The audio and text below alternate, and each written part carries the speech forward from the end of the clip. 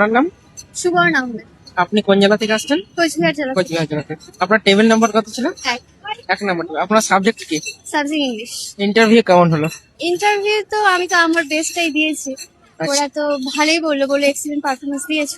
এখন বাকিটা তো ওপরওয়ালা আচ্ছা, থাকে। আপনাকে কি কি প্রশ্ন করা হয়েছিল? আমাকে প্রথমে আমার নাম জানতে চাইলো, তারপরে হচ্ছে চাইল্ড সাইকোলজি থেকে অনেক কোশ্চেন আমাকে কি করেছিল। কি প্রশ্ন করা হয়েছিল?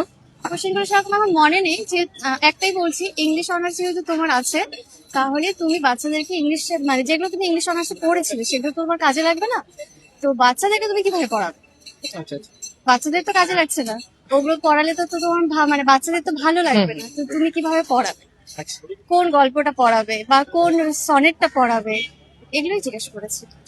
জিকে থেকে কিছু কোশ্চেন? না, জিকে থেকে কিছু করেনি, শুধু হচ্ছে চাইল্ড সাইকোলজি থেকে করেছে, আর হচ্ছে ইংলিশ ইংলিশ অনার্সে, থেকে? ইংলিশ অনার্সে কোনো কোশ্চেন করেনি। সাবজেক্ট থেকে কিছু করেনি? সাবজেক্ট থেকে কিছু করেনি। বাংলা থেকে কিছু? না, বাংলা থেকে কিছু কিছু- করেনি।